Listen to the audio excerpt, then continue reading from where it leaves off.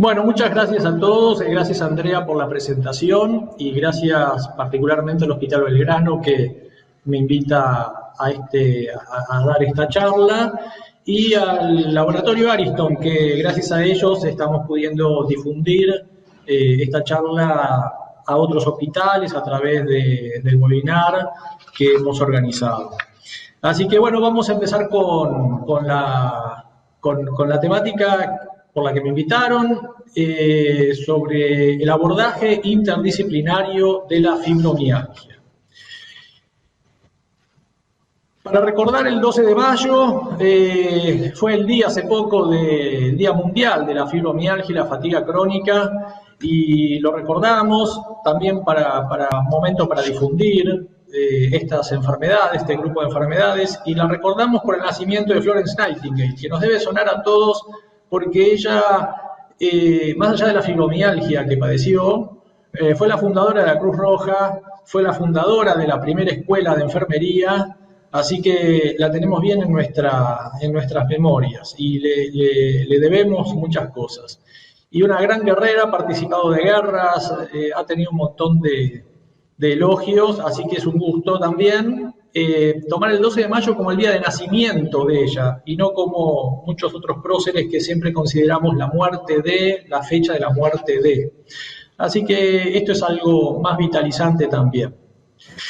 Vamos a empezar con unos datos epidemiológicos, pero no solo por sumar datos, sino porque es interesante analizar algunos. Como por ejemplo, de la fibromialgia, de lo que vamos a hablar hoy, la población mínimamente se considera que es el 4% de la población que sufre fibromialgia. Y para los psiquiatras que están presentes, seguramente les llamará la atención que, por ejemplo, otras enfermedades que conocemos muy bien, como la bipolaridad, la sufre el 2% de la población. Y sin embargo, todo el mundo oyó hablar de la bipolaridad, psiquiatra o no psiquiatra. Todos tenemos un familiar, un amigo, un conocido, vimos películas como Mr. Jones, con Richard Gere cuando era joven, hemos visto libros, hemos visto políticos, todos sabemos qué es la bipolaridad por algún modo. Sin embargo, una enfermedad que duplica mínimamente ese porcentaje tiene un apodo muy particular que es la enfermedad invisible. Y esto es algo que casi es una paradoja, porque ¿cómo puede ser invisible si es tan frecuente? Vamos a tratar de ir resolviendo estas preguntas. Fíjense que vamos armando la estructura de estos pacientes. Tenemos que pensar en un paciente de sexo femenino, ya que la mayoría de los casos son mujeres, en unas edades entre 20 y 50 años de inicio, típicamente 40 años, pero hemos visto y me han consultado por jóvenes, por niños, adolescentes, e incluso personas mayores que inician la fibromialgia en edades más tardías.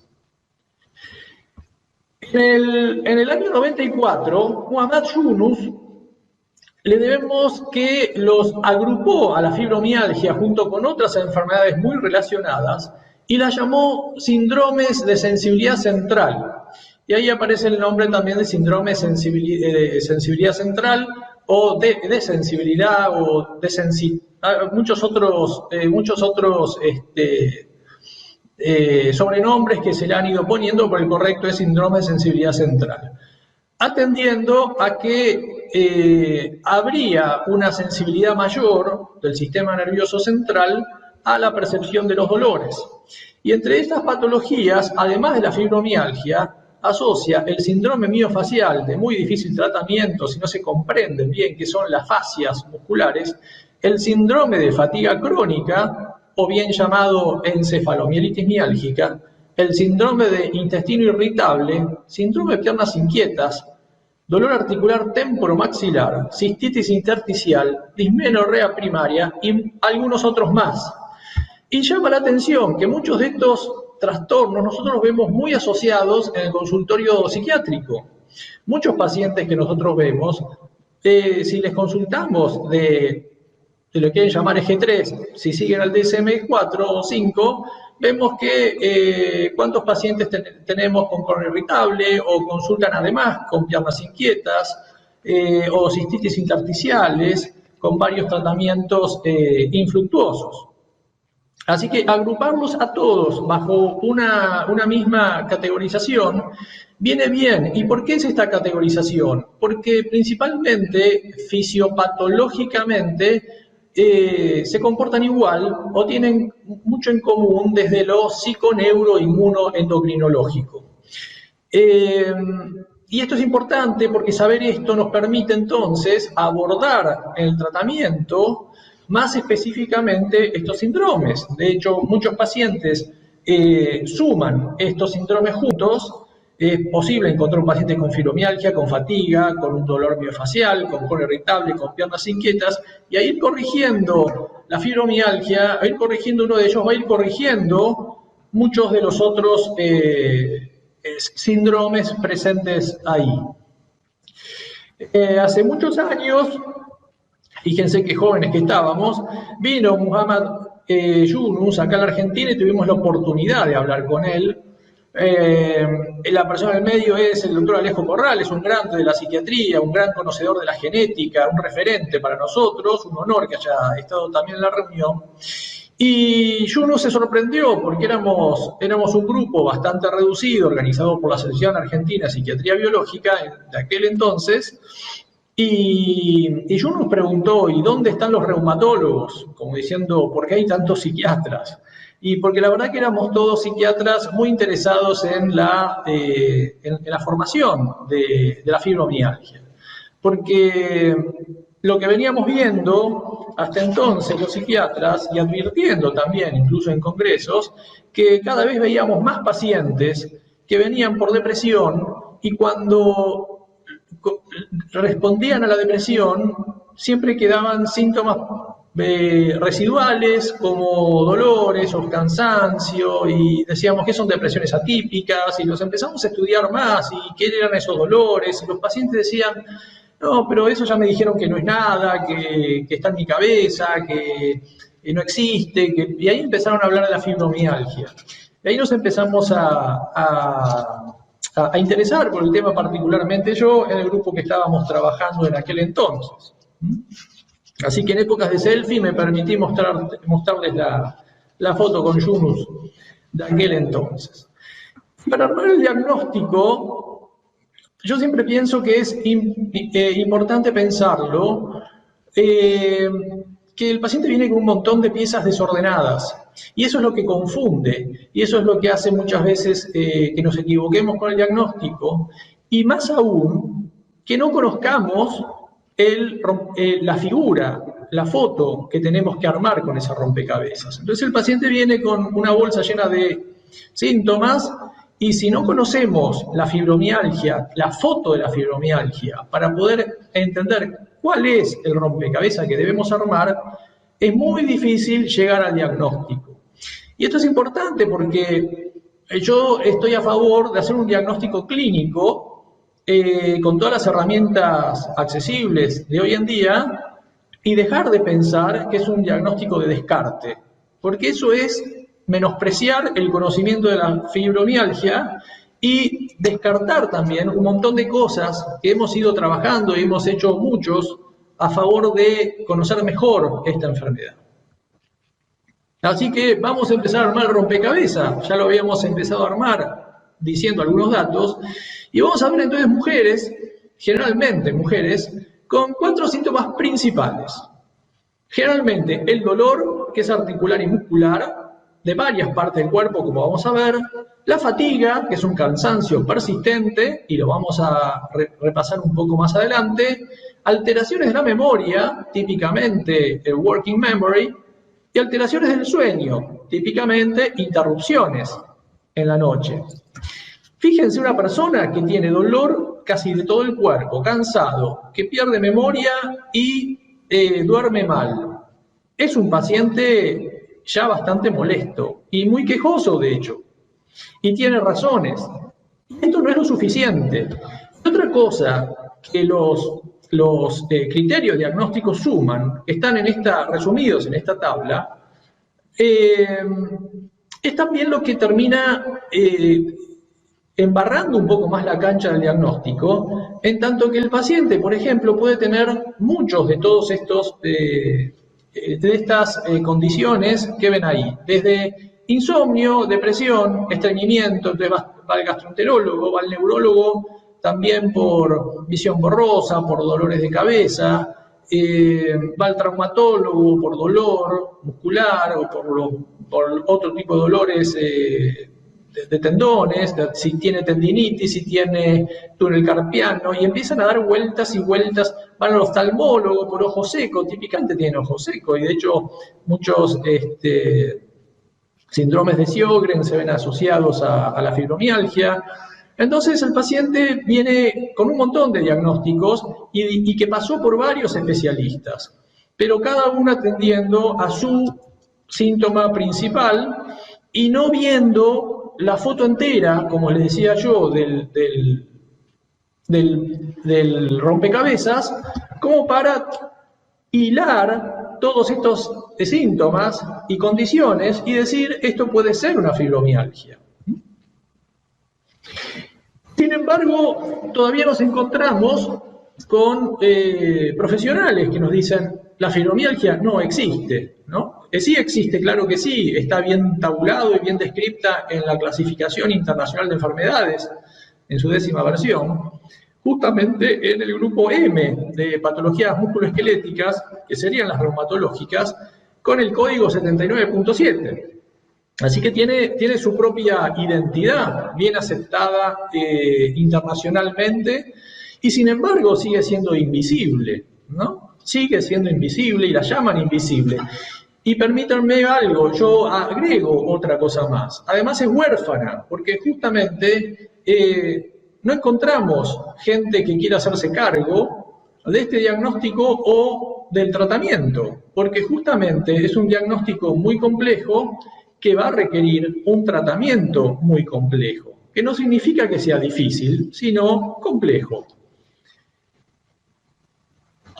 Es así que los pacientes ven bien que nosotros hagamos campañas de visualización y de fomentar el conocimiento de esta enfermedad, porque se quejan mucho de esta invisibilidad que tiene su enfermedad y hay muchas quejas por parte de ellos.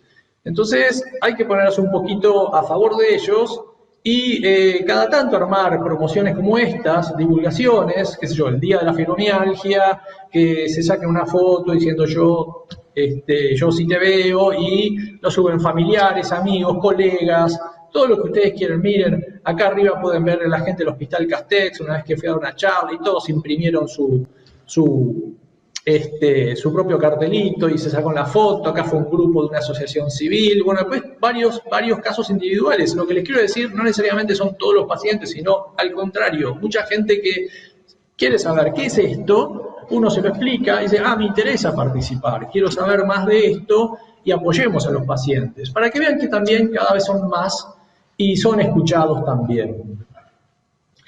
Las características del dolor de la fibromialgia son muy particulares y también confunden, porque no son dolores inflamatorios, si queremos ser estrictos.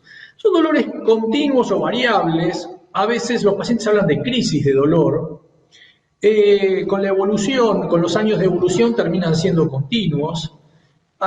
Abordan varias zonas del cuerpo humano. Si bien en los primeros meses pueden empezar por columna o por una trocanteritis y empieza a desplazarse después por varias partes del cuerpo. La lodiña es característica, que es esta característica tan particular de que un estímulo no doloroso le produzca dolor. Por ejemplo, los pacientes le pueden referir, el roce de la sábana, la ropa, me hace doler, ¿no? Algo que no debería producir dolor, lo produce.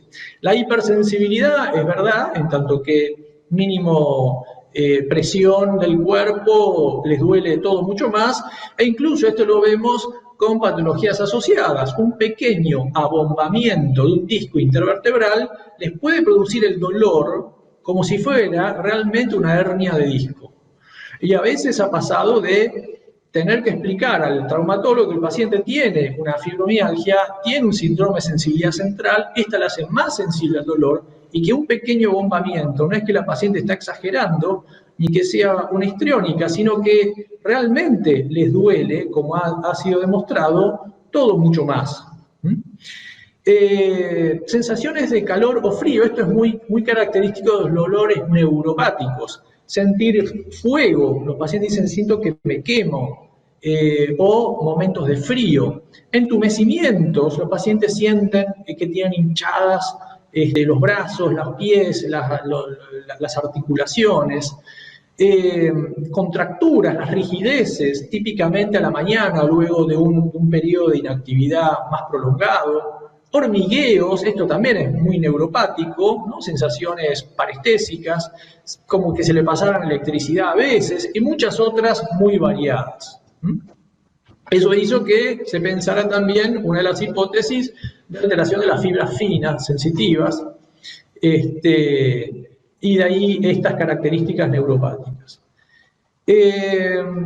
Todavía vemos que se sigue hablando de los famosos puntos gatillo, puntos dolorosos en la fibromialgia, pero ya hace muchos años, ya 10 o más de 10, que el Colegio Americano de Reumatología deja de mencionar los puntos dolorosos, le deja de dar tanta participación a estos puntos y empiezan a hablar de zonas y regiones dolorosas en cuadrantes.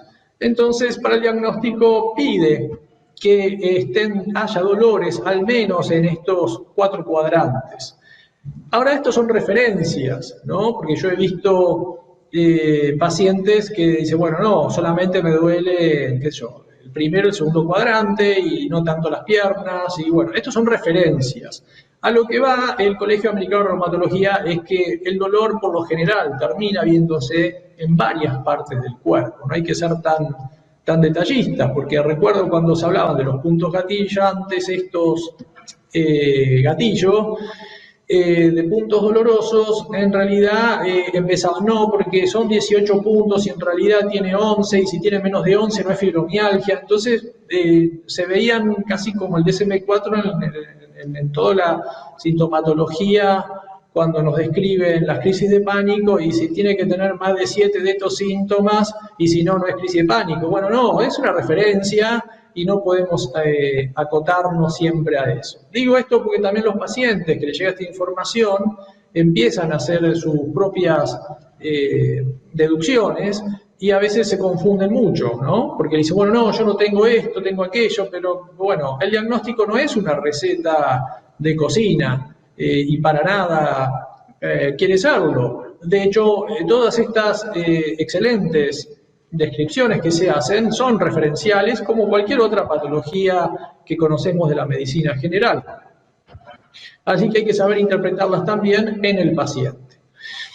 Este estudio fue fantástico porque fue un hito para el estudio de la fibromialgia y les ha dado una victoria a los pacientes de la fibromialgia. Y sin embargo, a veces no se conoce tanto. Ustedes están viendo 2 resonancias cerebrales, una control y abajo las de fibromialgia, donde están viendo 2 personas sometidas a la misma presión en una zona del cuerpo, y el control se activa claramente, un área sensorial que nos está diciendo en qué zona nos están produciendo ese dolor y la intensidad, con esta resonancia magnética nuclear funcional. Y abajo, fíjense lo que le pasa a un paciente con fibromialgia, cuántas áreas se van activando del cerebro con el mismo estímulo doloroso. Por eso es que se le llaman síndromes de sensibilidad central o sensitivos centrales, porque hay una sensibilidad mayor del cerebro en la percepción del dolor. Entonces, esto ha sacado al paciente del mundo de la histeria y el mundo de la exageración. Y empezar a decir, sí, es verdad, al paciente le duele, y biológicamente esto fue demostrado. Rápidamente, para recordar las vías del dolor que nosotros conocemos, y comparar con lo que les pasa a los pacientes con fibromialgia. Las vías del dolor, como pueden ver ahí, y lo que remarco es que la vía ascendente que nos conduce la información del dolor llega al cerebro y no solamente va al área sensitiva a decirnos dónde, sino en qué intensidad nos duele, nos da también una idea del conocimiento de ese dolor y las emociones e incluso una respuesta motora. Esto lo que quiero decir es que hay varios componentes del dolor. Por eso es que es tan complejo tratar el dolor y no es solamente resolver la vía sensitiva del dolor, porque hay un fenómeno sensorial, hay un fenómeno cognitivo, hay un fenómeno emocional y hay un fenómeno motor. Esto es lo que le ocurre en el mismo gráfico a un paciente con fibromialgia. Tiene una mayor actividad, mayor percepción del estímulo sensorial en su corteza cerebral, en la zona sensorial primaria y secundaria, como también en áreas de intensidad del dolor, que es esta que ven acá, el accumbens, etc. Y fíjense que la corteza prefrontal estaría disminuida en actividad y en función. Esto hablaría de que los placebos no son muy buenos como respuesta, ni tampoco el trabajo cognitivo-conductual que tanto se trata de instaurar en estos pacientes. No es que no se pueda, sino que va a costar más, porque el razonamiento y las funciones ejecutivas que puede hacer a partir de ese dolor no necesariamente son los mejores, y la corteza prefrontal bien sana, bien activada, nos puede ayudar justamente a calmar el dolor, como pasa en otras condiciones, como por ejemplo el efecto placebo. Así que bueno, en resumidas cuentas, la complejidad del tratamiento del dolor pasa por todas estas áreas que tenemos que componer, no solo el sensitivo perceptivo que vemos allá arriba, sino lo cognitivo, lo emocional, el motor. Por ejemplo, si ustedes se fracturan una pierna, sensitivamente van a tener el dolor del periósteo que les duele, el nervio que se contrae, lo que fuera. Lo cognitivo, yo veo el hueso que me sale de la pierna, mi razonamiento va a ser, esto debe ser muy doloroso, porque estoy viendo sangre, porque estoy viendo el hueso roto y porque veo el tejido y veo todo eso que me va incluso a asustar en el campo emocional, me puede hacer llorar, me puede dar emociones muy diversas, y después una respuesta motora a esto, de sacar la pierna, correr la pierna. A veces cuando nos pegan un moretón nos frotamos, y nos frotamos ¿por qué? Porque frotar hace vibrar las fibras sensitivas nerviosas, y eso es un buen analgésico local, sin saberlo. Así que bueno, tratar el dolor no es tan fácil porque justamente tiene muchos componentes. Hablando un poquito más de esto, tenemos que conocer cómo es esta vía ascendente dolorosa que va al cerebro, a distintas áreas del cerebro, activando áreas distintas del cerebro, que son generalmente aminoácidos excitatorios que producen el dolor, sustancia P, glutamato, etc. Pero tenemos un mecanismo fisiológico natural que en paralelo baja, desciende, que son las vías descendentes, que llevan principalmente serotonina y noradrenalina. Este contenido de las vías descendentes en noradrenalina y serotonina, cuando están bien equilibradas, producen una modulación del dolor y en nuestro sistema propio de regulación del dolor. Esto hace la liberación y modulación de noradrenalina y serotonina, que después de un tiempo de pegarnos un golpe, por ejemplo, empecemos a sentirlo cada vez menos agudo, más disperso, hasta a veces incluso irse. Ese es el mecanismo propio de resolución del dolor. Muchas veces para explicarlo a los pacientes se utiliza esta metáfora, ¿no? Como la vía ascendente es como un fuego que va sumando y va subiendo hacia el cerebro, y la serotonina y la noradrenalina, le digo, son dos neurotransmisores que son como dos bomberos que vienen a apagar ese fuego, y que los necesitamos, y necesitamos que estén bien activos.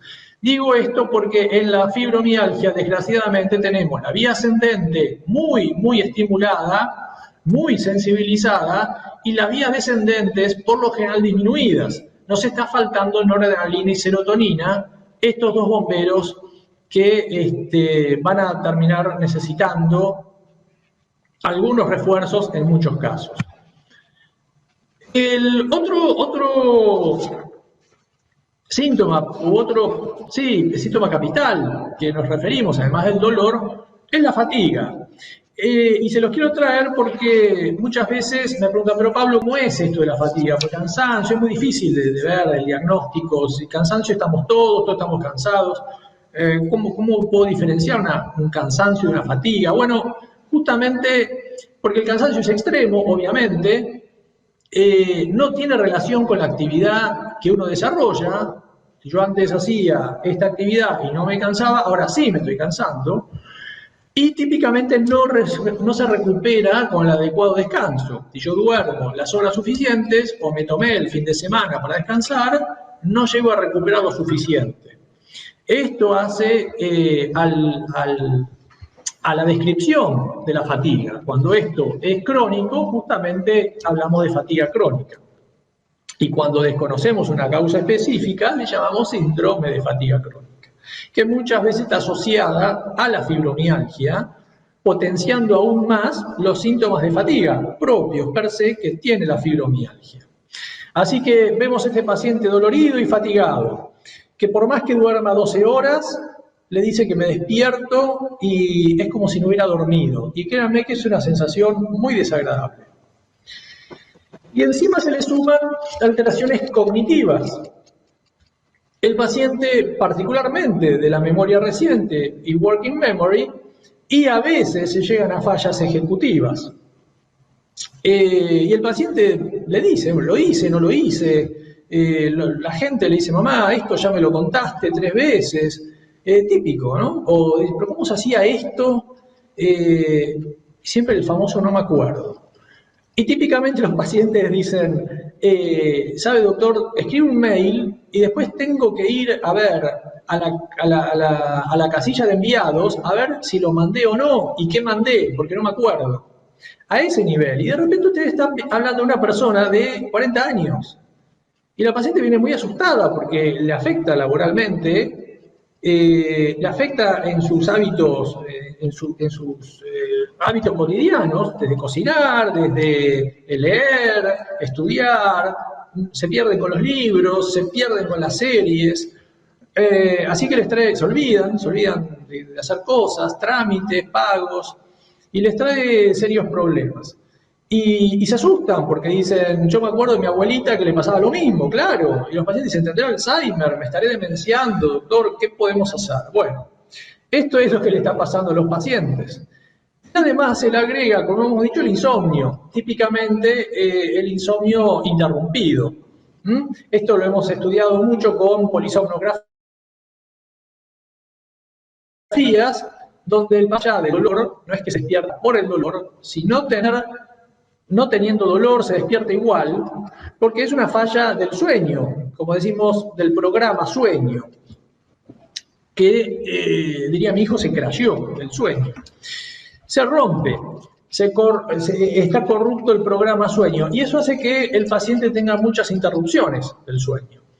Y esto es malo porque encima los cansa más, porque estuvieron todavía mal dormidos y mal descansados, potenciando más la fatiga y potenciando más también las alteraciones de la memoria. Y tenemos un problema serio porque el paciente pierde en estas características la capacidad natural de secretar el famoso pico nocturno de la hormona de crecimiento, que a esta edad ya no nos permite crecer, pero es un excelente anabólico que nos permite reparar. Y eso es bueno, y hay que aprovecharlo. Como hay que aprovechar las vías descendentes del dolor y potenciarlas, también tenemos que tratar de que el paciente duerma lo antes posible para no perder una condición bien fisiológica nuestra y nuestra posibilidad de autocurarnos, autorreparar, autosanar, como quieran llamar, que no podemos despreciar, además de darle el beneficio al paciente de poder dormir muy bien.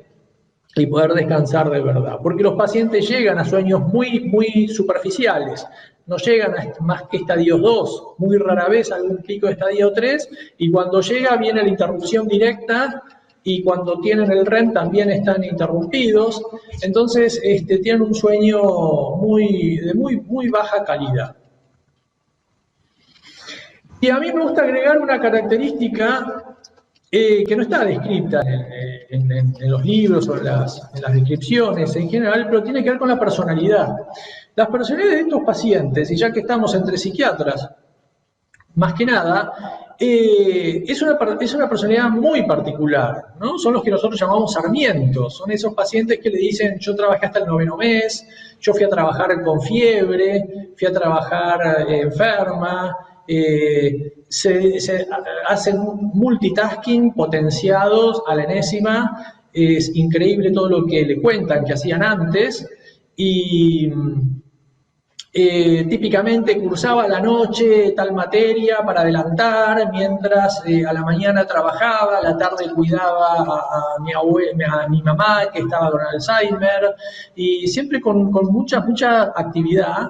Y a veces los pacientes dicen, doctor, yo quiero volver a ser como era antes. Y yo le digo, bueno, yo no quiero que vuelvas a ser como eras antes, porque así es como llegaste a enfermarte. Digo, al menos eso, si volvieras a ser así, estarías potenciando o cronificando o enlenteciendo la evolución de esta enfermedad. Así que es algo que a los pacientes les cuesta mucho corregir, comprender, porque también el medio social, la familia, se acostumbra a que era mamá que resuelve todo o mi esposa que resuelve todo, y de repente la ven en la cama, dolorida, que no se acuerda de nada, y todo el mundo se pregunta qué le pasa, ¿no? Y dice, no, está mintiendo, es mentira, nadie quiere tampoco aceptar que esto le está pasando a la persona que organizaba todo y hacía todo, y estaba siempre dispuesta para todos, pero nunca para ella, seguro.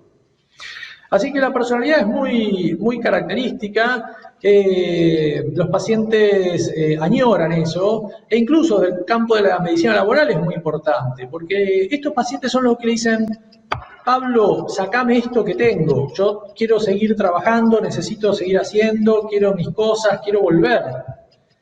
Cuando por lo general nosotros estamos habituados a ver al paciente que le dice, doctor, no me hace un certificado por un día, por 3 días, porque me duele, porque no...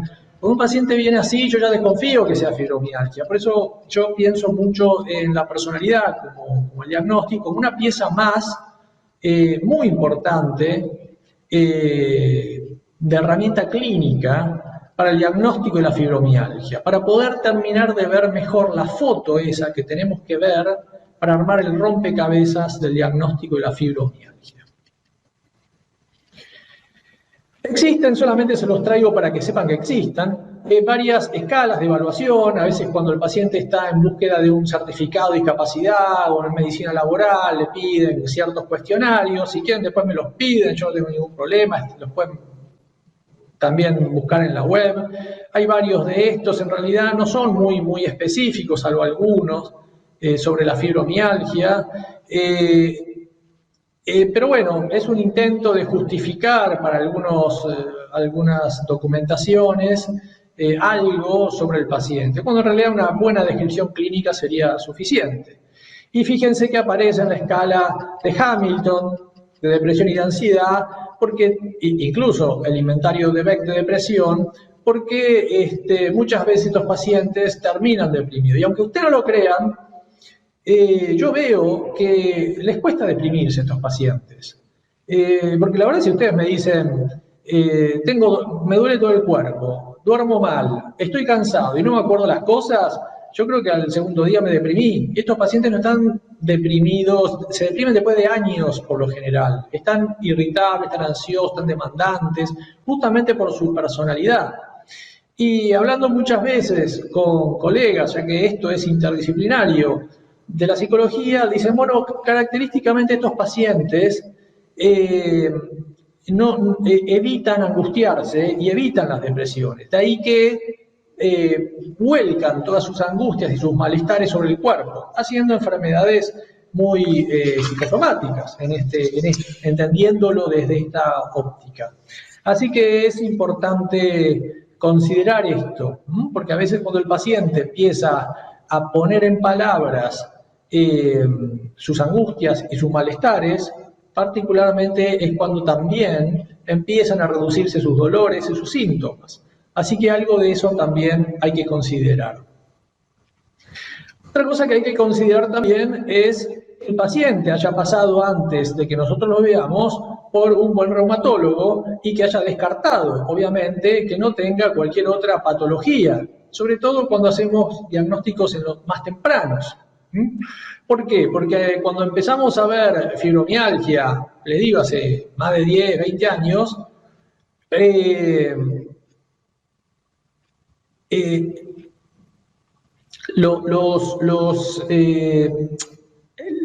los veíamos a los pacientes con 20, 30 años de síntomas, de sintomatología. Entonces era más fácil hacer el diagnóstico, pero ahora estamos viendo pacientes que tienen meses o menos de un año al menos de clínica. La clínica no es tan florida, no llegan a tener todo un cuadro muy florido y muy completo, con lo cual la reumatología acá debe cumplir un rol muy importante en diagnóstica para poder descartar realmente, sobre todo en tiempos tempranos, que no sea una artritis reumatoidea, que no sea un paciente con otra patología asociada, esclerosis dérmica o alguna otra enfermedad autoinmune, como el lupus, que a veces están asociadas. O sea, una cosa no quita la otra. Yo tengo pacientes con artritis reumatoide y fibromialgia, con enfermedades autoinmunes y fibromialgia, con esclerosis dérmica y fibromialgia, y a veces se confunde el diagnóstico por querer decir, bueno, si tiene esto, entonces tiene esto y no lo otro, ¿no? Y sin embargo las patologías se ven asociadas. Como también, no olvidarse, el HLA. Yo tengo un par de pacientes, enfermedad muy rara, pero un par de pacientes que fueron diagnosticados con fibromialgia, pero bueno, genéticamente dieron positivos y en las radiografías siempre sus dolores eran centrales del core, y si bien no llegamos a la caña de bambú tan sofisticada de estas lesiones de la columna vertebral, se empiezan a ver en temprana edad estos osteofitos, los picos del oro y el comienzo de las calcificaciones de las osificaciones de la columna vertebral. Así que, y paradójicamente otro diagnóstico que venía con que no era la enfermedad porque no daba positivo el HLA. Sin embargo, el 20% o el 10% de los pacientes pueden ser negativos y tienen el diagnóstico. Y finalmente la radiografía era muy evidente, porque encontrar una radiografía ya muy osificada de la columna en un joven de 40 años, y yo ya tengo que pensar, y además por la clínica, en que se trata de otra enfermedad y no de fibromialgia. Así que las enfermedades reumatológicas hay que descartarlas siempre y tener bien claro eso. Y si ustedes ven que solamente tiene un FAN o algo así pedido, bueno, ir a pedir un poco más y frente a alguna duda, diagnóstico que fuera, ir a pedir al reumatólogo que lo revea. Patologías también que a nosotros nos interesan desde la psiquiatría, porque son dentro de lo que se llaman las enfermedades relacionadas al estrés, en tanto que el estrés les produce más dolor. Fíjense en este estudio, en este trabajo, que a mí me parece brillante, en un grupo de pacientes con fibromialgia los ponen a discutir un tema que les trae conflicto. Según el momento, como puede ser aborto sí, aborto no, legalización de esto, legalización de aquello, cualquier tema que les pueda generar un debate emocional interno acalorado, y lo mismo a un grupo con pacientes con dolor, pero de osteoartritis. Y después, a los 30 minutos, les toman una escala muy sencilla de evaluación del dolor y los pacientes con fibromialgia salen mucho más doloridos luego de haber experimentado esta situación de ansiedad y de estrés. Mientras que los pacientes con osteoartritis no modifican para nada su escala de dolor. Así que esto es interesante porque a nivel del tratamiento los pacientes van a tener que ocuparse mucho de mejorar muchísimo su capacidad de respuesta al estrés, de gerenciar su estrés y de responder al estrés de otra forma, y si no evitarlo al menos, porque eso le va a generar más dolor. Y cuando hablo de estrés, no es solamente estrés psicológico. Los pacientes que hacen una neumonía o hacen una cistitis o hacen una angina misma, les enciende mucho la enfermedad, porque terminan siendo estresores para el cuerpo. Se someten a una cirugía, por lo general tienen unas recaídas sintomatológicas importantes.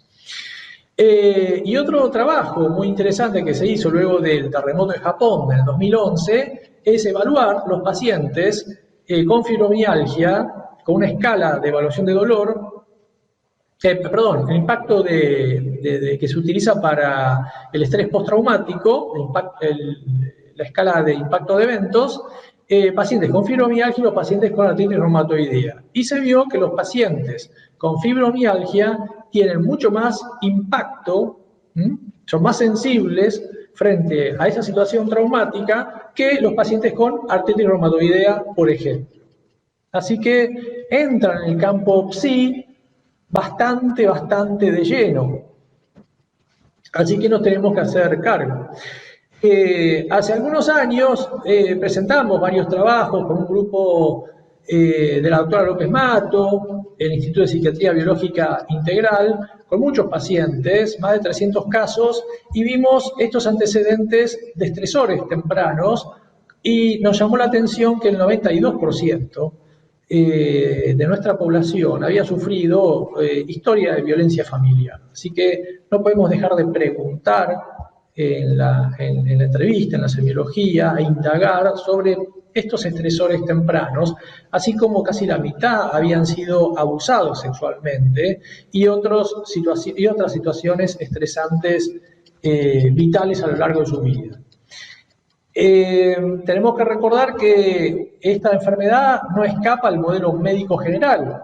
Como vamos a ver, hay genes involucrados que cuando están alterados se pueden alterar en realidad y se gatillan a partir de uno o varios situaciones, entre ellas traumas familiares de la infancia, abusos sexuales, asaltos, accidentes, varias situaciones, así como factores infecciosos, mononucleosis, sea por Epstein-Barr o sea por citomegalovirus, el herpes 6. Ahora vamos a tener que poner en nuestro screening al COVID por la fatiga y los síntomas tan parecidos a la fibro que se están viendo ahora, post-COVID.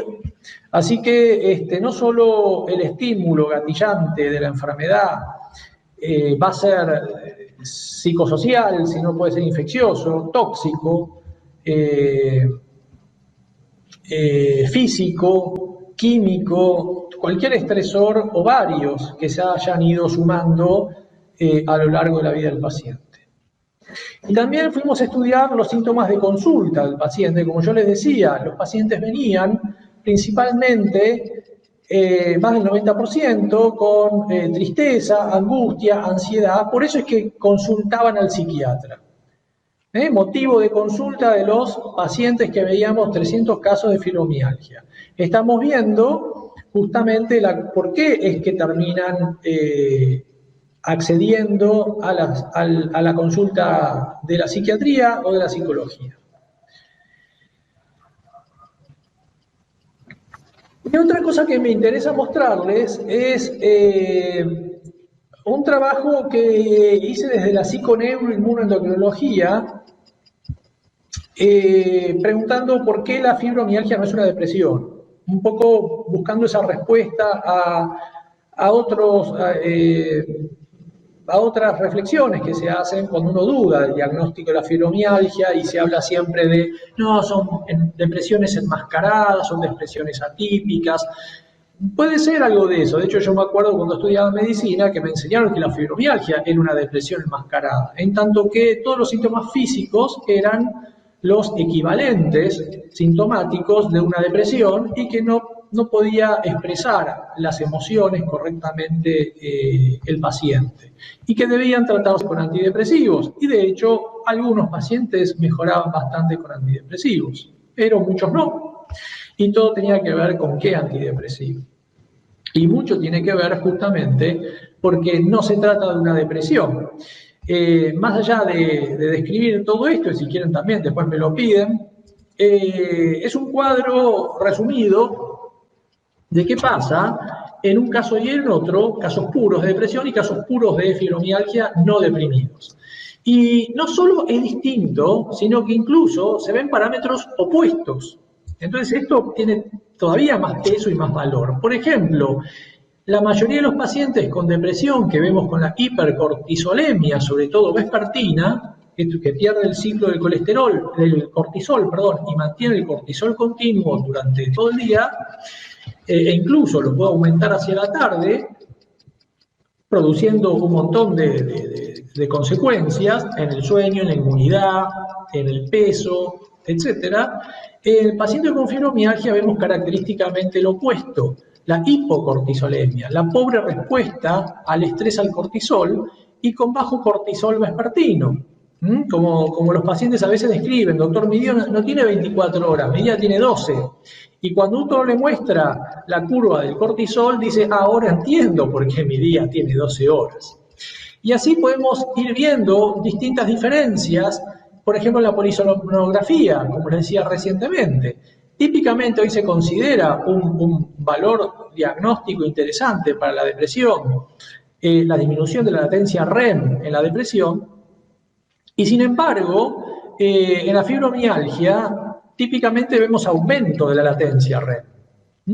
Así que empieza a haber no solo diferencias, sino hasta condiciones opuestas que nos terminan de dar esta idea de que no es una depresión. E incluso encontramos que en la fibromialgia en los pacientes con depresión no hay alteraciones musculares, pese a que un gran porcentaje tiene dolores articulares y musculares también, como síntomas asociados, y sin embargo sí vimos que pacientes con fibromialgia tienen disminuida su capacidad de absorber el oxígeno o de aprovechar el oxígeno recibido, alcanzan el umbral anaeróbico en menos tiempo, por eso la fatiga.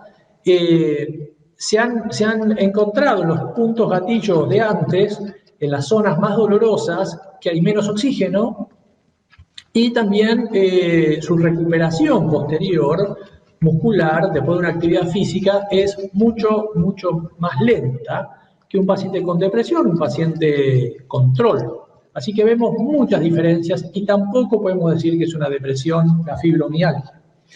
Y esto es lo que yo le decía, lo del cortisol, la hipocortisolemia vespertina. Vemos lo que sería un cortisol normal, con un piquito de 15, a veces más alto hasta que se quiere acercar al 20, pero para la tarde, a la segunda muestra de la tarde, debería caer siempre a la mitad, el 50% del valor matinal. Y sin embargo vemos en muchos pacientes con fibromialgia que el cortisol se cae mucho antes. Y de hecho esto es algo muy parecido a lo que ocurre en el estrés postraumático.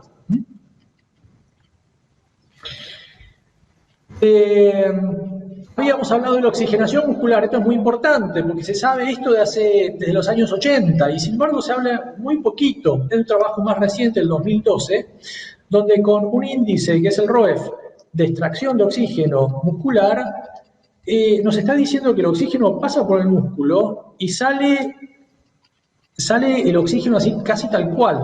No llega a aprovechar el músculo, la mitocondria, no llega a aprovechar lo suficiente el oxígeno. Y de hecho se ha postulado como teoría las mitocondriopatías, alteraciones de las mitocondrias como fenómeno para explicar estos fenómenos dolorosos. Esto me recuerda muchas veces a dos pacientes que no se conocían, médicas, una infectóloga y una gastroenteróloga, que me decían: Pablo, el dolor que tengo no es del golpe o de la inflamación, el dolor que tengo es isquémico. Y a mí me sorprendió, y no me voy a olvidar nunca, porque ¿quién puede utilizar la palabra isquemia tan bien usada en ese momento que un médico? ¿No? ¿Quién le va a decir es como una isquemia lo que siento, ¿no? Así que siempre lo recuerdo y le digo: mira, la verdad que tenés razón, es así, porque hay falta de oxigenación en el músculo. Y como saben, con la falta de oxigenación no podemos formar la energía suficiente, y con lo cual no podemos formar el ATP suficiente. Y encima, con la mayor exigencia y lo que ocurre en la fibromialgia también, el ATP que se convierte en ADP pasa rápidamente a MP y acá se quedó. Y ustedes recordarán que más o menos necesitamos 3 ATPs, 3 monedas de ATP, por llamarlo de alguna manera, para recuperar una AMP.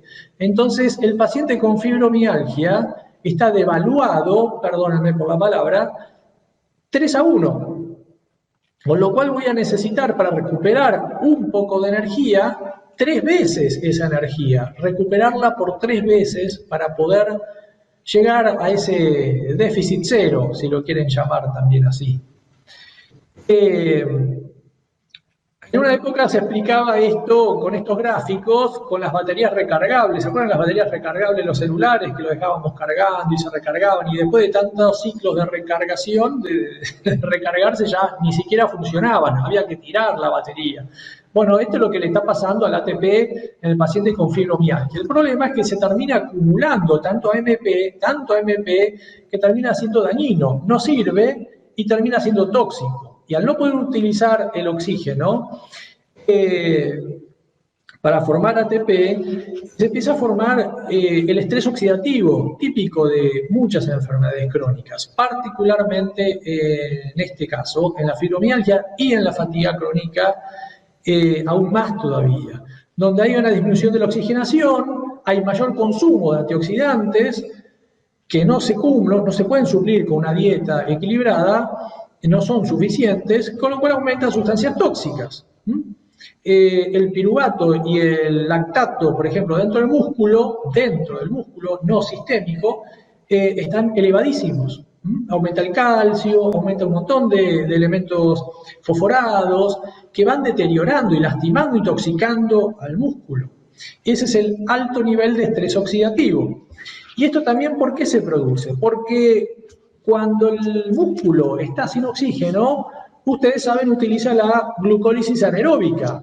Yo le digo a los pacientes muchas veces que es como prender el generador eléctrico y que los pacientes en realidad no están andando con su sistema de electricidad central, sino con un generador eléctrico, con lo cual no se le puede exigir tanto. Siempre le hago ese ejemplo. Usted tiene el edificio, corte de luz, prende el generador eléctrico. Bueno, tratemos de usar el ascensor y para la heladera, nada más. Ahora, si usted empieza a prender el aire acondicionado, el microondas, la planchita y empiezan a utilizar más eléctricos, bueno, encima van a terminar rompiendo el generador eléctrico, no le va a dar suficiente capacidad. Entonces, esto me sirve para entender el tratamiento, decirle al paciente, bueno, tenemos que tratar de reducir ese consumo para que después se pueda cortar y enganchar de nuevo con el sistema de energía central, que es como veníamos funcionando.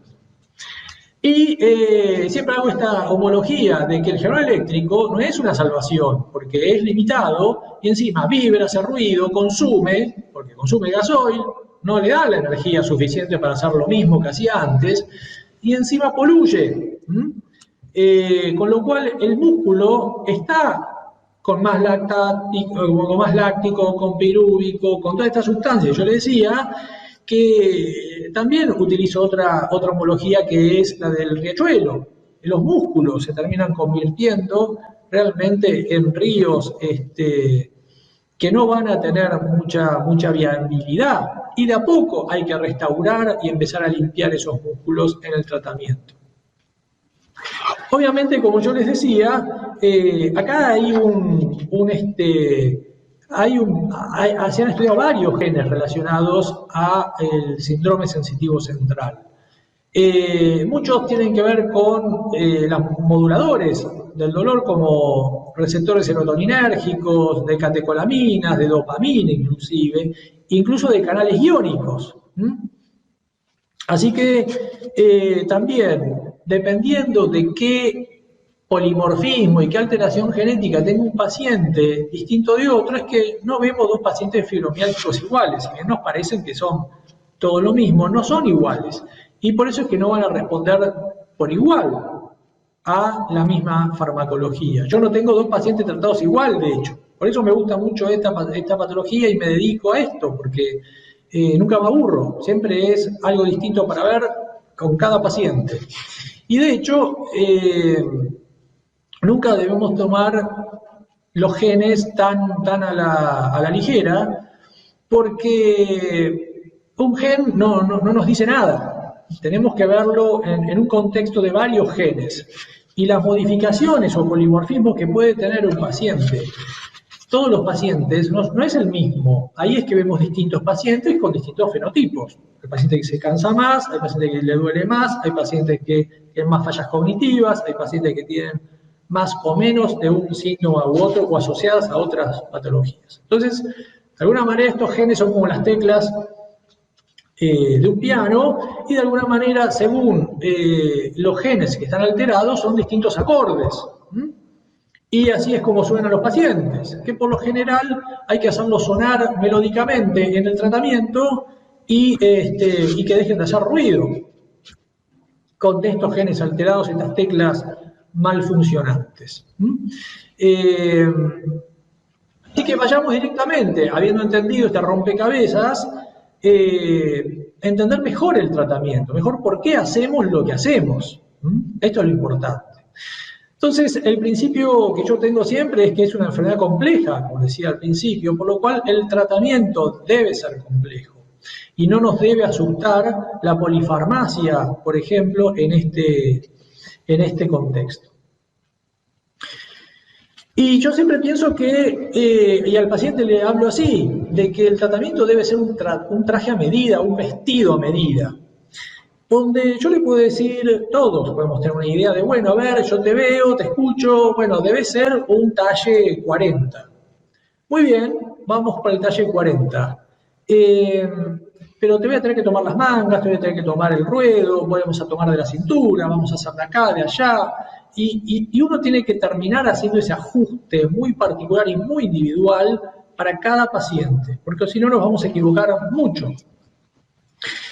Y particularmente, y esto es lo interdisciplinario del tratamiento, es que para mí deben ser 5, cuando no 6, patas del tratamiento que deben cumplirse para realmente tener un éxito en el tratamiento.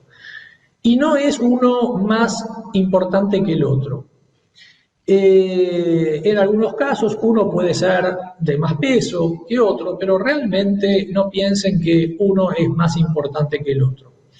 Porque eso es lo que quiere muchas veces el paciente, ¿no? No, doctor, yo quiero hacer tratamiento psicológico y nada más, o yo quiero hacer con una actividad física determinada, o yo me quiero curar con una dieta, y hacen la dieta antiácida, la dieta de no sé qué, y qué sé yo, y algunas veces algo mejoran, pero nunca es suficiente, y nunca va a ser suficiente si es que no hacen mínimamente estas 5 o hasta 6 patas de tratamiento, donde logran mucha más eficacia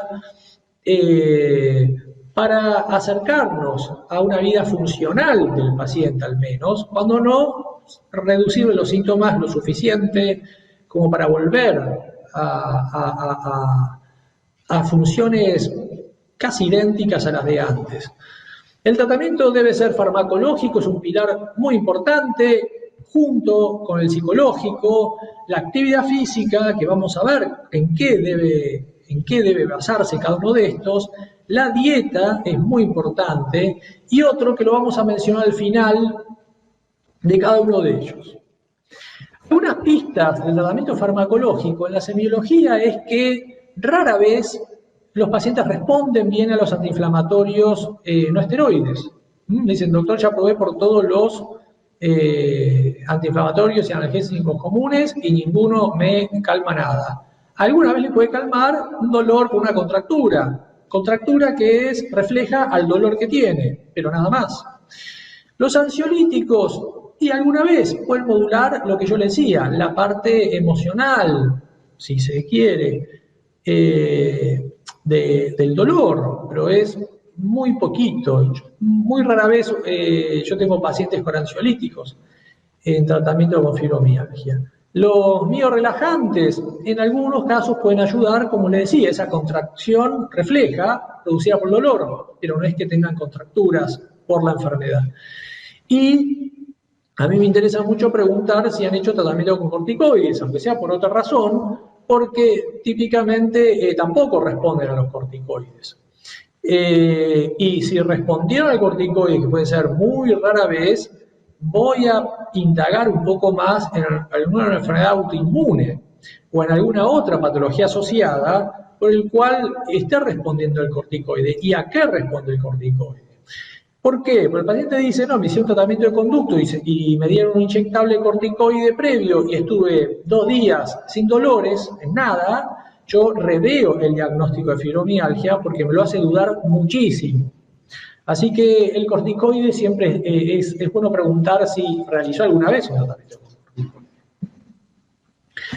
Así que, habiéndoles explicado lo de la vía ascendente y descendente, es más fácil ahora explicarles por qué usamos algunos fármacos, como por ejemplo, para modular la vía ascendente, nada mejor que la gabapentina o posteriormente la pregabalina, en tanto bajan la amplitud y bajan, como le digo a los pacientes, el volumen del dolor que va a llegar a que se transmite por las vías sensitivas para llegar a ser percibidas al cerebro. Entonces, esto es una muy buena herramienta de tratamiento. Siempre hay que empezar con muy bajas dosis, los pacientes son muy sensibles y después, cuando hablamos de la dieta, les explicaré también por qué, muy sensibles a los fármacos, no a todos, pero algunos sí, con lo cual hay que ser muy precavidos y no lo podemos tratar la gabapentina o con la pregabalina al paciente con fibromialgia como dice el prospecto, que es casi como tratar una epilepsia u otro tipo de dolor neuropático. El paciente por lo general responde muy sensiblemente y hay que explicarle al paciente la paciencia que va a haber que tener para empezar de a poquitito. Y así también tenemos para calmar la vía ascendente por un mecanismo dual, un mecanismo polimodal que tiene el tramadol, que es una excelente estrategia para, sobre todo para el rescate del dolor y el dolor agudo. Nos va a evitar en parte de su mecanismo de acción ir frenando ese dolor a la vía ascendente y que llegue tan aumentada al cerebro. Por otro lado, nos conviene modular la vía descendente, agregarle noradrenalina y serotonina a esa vía, que típicamente está disminuida en los pacientes con fibromialgia, y ahí es donde entran herramientas como la duloxetina. ¿Y por qué la duloxetina y no otros? Más allá de lo que diga el prospecto y porque es el único que tenemos acá aprobado por la FDA, y por la ANMAT, sino porque como dual, y no por eso se utiliza cualquier dual, es el más parejo en la relación noradrenalina-serotonina. Y eso es lo que buscamos en el paciente con fibromialgia, porque a veces le perjudicamos alterando ese equilibrio entre serotonina y noradrenalina de la vía descendente. Así que cuanto más equilibrado estén estos dos bomberos que van bajando y van a ir a apagar el fuego, mejor. Por eso la duloxetina es tan efectiva en el dolor. Y además me va a dar otros beneficios, como vamos a ver más adelante. La amitriptilina, muy utilizada hace mucho tiempo y también a baja dosis, también utilizada en las migrañas y en otros tipos de dolores.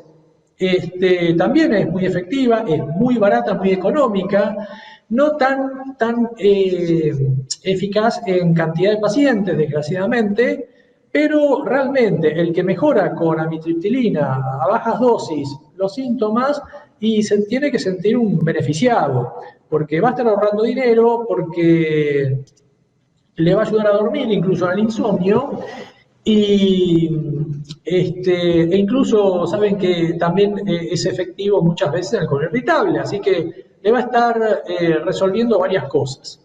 A veces cuando yo voy a los hospitales a hablar del tratamiento, a veces me animo a decirle, miren, desde la trinchera quizás yo me animaría a empezar con la amitriptilina, quizá el 30% mejora, pero la verdad que ese 30% que mejore y le mejoramos la vida, aunque sea un buen porcentaje, con un remedio barato y fácil de conseguir y que el paciente puede continuarlo y no perder la continuidad del tratamiento por razones económicas, y en ese ambiente es mucho más, más apreciado.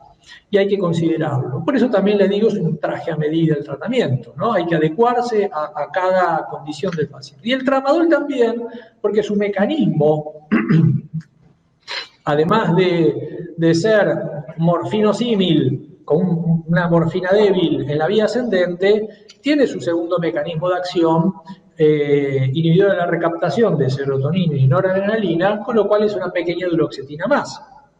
Y no tengan miedo de usarlo juntos, porque no hay ningún riesgo de síndrome serotoninérgico como dicen a veces los libros, prospectos, etc. Llevo años de pacientes tratados y jamás vi un síndrome serotoninérgico si el paciente es cuidado y es controlado, etc. Así que acá tenemos varias herramientas, los fármacos que utilizamos. ¿Y por qué? ¿Y por qué tantos?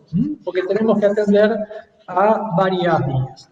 Acá les traigo algo muy básico, que yo llamo el kit básico de tratamiento, con los principales fármacos como de primeros auxilios que alguien debería poder manejar mínimamente frente a un paciente con fibromialgia. Y fíjense que vemos la duloxetina, qué efecto tiene el dolor, cuán efecto nos puede ayudar hacia reducir la fatiga, incluso cuestiones cognitivas, y a mejorar el insomnio, muchas veces. La pregabalina o la gabapentina, los gabapentinoides, particularmente el dolor, ¿no? Justamente la vía ascendente, a calmar la vía ascendente del dolor, y sobre todo la pregabalina, que es más, que produce más sueño, más efectos sedativos a la noche, pueden beneficiarse con el insomnio. O mayores dosis siempre de gabapentina a la noche para corregir ese insomnio. Una parte del tratamiento también es, como yo le decía, mejorar el metabolismo muscular, que pueda reducir los radicales libres que se producen por el estrés oxidativo, ayudar a eliminarlos y pensando en un organismo que está consumiendo vitaminas, minerales, aminoácidos, un montón de estos elementos, porque no es pasivo frente a esto el organismo, está respondiendo, para empezar justamente a limpiar, como digo yo, estos riachuelos, que son los músculos, y empezar a darles oxigenación mejor. Y para eso sirve mucho el tratamiento ortomolecular, con megadosis de vitaminas, minerales, etcétera, determinadas, específicas para el músculo y para el cerebro. Y como opción se puede utilizar, cuando no se puede recurrir a estas preparaciones, que también terminan siendo muy individuales para cada paciente, el ácido tióptico como un buen antioxidante universal, como vamos a ver, es algo que un buen comodín para utilizar en estos casos, porque puede mejorar el dolor, puede mejorar la fatiga e incluso la memoria, porque es un gran neuroprotector. Luego tenemos el modafinilo, que no hay que tenerle miedo porque bien controlado. Estos pacientes no son adictivos para nada, lo mismo con el tramadol, no se van a hacer adictos porque al contrario, ¿no? Son estas personalidades más obsesivas, más súper organizadas, súper obedientes en seguir el tratamiento, así que hay muy bajo riesgo, no son personalidades por lo general adictivas en las que hay que ir controlando o evitar estos fármacos. Así que el modafinilo, sobre todo en agudo al principio, el paciente ya viene de mucho tiempo mal y cansado, darle un respiro al principio del tratamiento o en agudo del modafinilo les da mucha confianza de que las cosas pueden mejorar y que pueden estar mejor, además de mejorarle la memoria y las funciones cognitivas en sí. Y el tramadol, con las mismas razones, para sacar al paciente de un agudo, para sacarlo al principio, cuando está tan dolorido y tan quejoso, hasta que la duloxetina empieza a actuar, hasta que podemos ir titulando la gabapentina o la pregabalina de a poco. Bueno, esos primeros meses ir ayudando al paciente con estos elementos, lo sacamos de la queja, del agudo, y empiezan y luego se van retirando, quedarán para una crisis dolorosa como coletazo de pescado en algún momento, y después ya no se usarán más cuando el tratamiento está bien consolidado y todas las otras patas del tratamiento están bien funcionando. De alguna manera, en este kit básico, yo siempre lo represento de alguna manera como las distintas piezas de un juego de ajedrez, donde el tratamiento antioxidante y antiestrés oxidativo serían los peones, que son los primeros que vamos a consumir, los primeros que vamos a entregar en la jugada, a dejarnos comer, etcétera. Que son varios y son los primeros en la línea de trinchera que seguramente pierden. La pregabalina y la gabapentina, que son como las dos torres, son así de fuertes, así de importantes y van a arrasar con la vía ascendente del dolor. La duloxetina, que de ahí surge el nombre, ¿no? Un buen caballito de batalla para la fibromialgia, porque tiene un poquito de todo, entre el dolor, el cansancio, la memoria, el sueño, nos termina regulando mucho, y muchas veces la sorpresa del paciente de muchos años de estar sin saberlo deprimida, dice: doctor, volví a ser como antes, vuelvo a reírme, yo ya creí que no era así, yo ya había asumido que era una personalidad, que su ánimo era así triste, hasta mejorarle el ánimo también. Así que la duloxetina es un caballito de batalla muy útil para este juego que tenemos que hacer del tratamiento. Y yo pongo como alfiles al modafinilo y al tramadol, porque son aquellos que van a salir al cruce frente a cualquier amenaza, frente a cualquier situación aguda, y me los imagino así cruzándose todo el tablero en este tratamiento y resolviendo rápidamente situaciones y amenazas de dolor y de cansancio, que son los síntomas más molestos para el paciente. Finalmente, el equipo interdisciplinario, el tratamiento, con mucha humildad, serían las dos piezas del rey y la reina. Yo le diría que en realidad la reina sería el paciente y el rey sería el médico tratante, o los tratantes, médicos o no, que debemos cuidar a la reina de no ser abatida. Pero me parece que el rey y reina, como figura del equipo interdisciplinario, me parece más adecuado para esta charla, también como una regla mnemotécnica. Y este es un trabajo que lo muestro con mucho orgullo del Hospital Belgrano, de hace un par de años, de APSA, cuando hacíamos presenciales.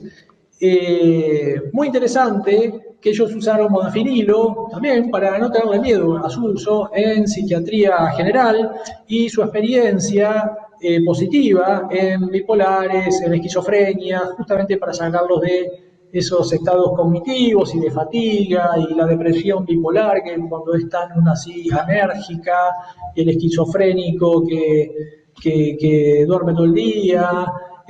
La verdad que es una muy buena herramienta, que no hay que tenerle miedo. La verdad que el paciente no switchea el bipolar, no descompensa tampoco un esquizofrénico.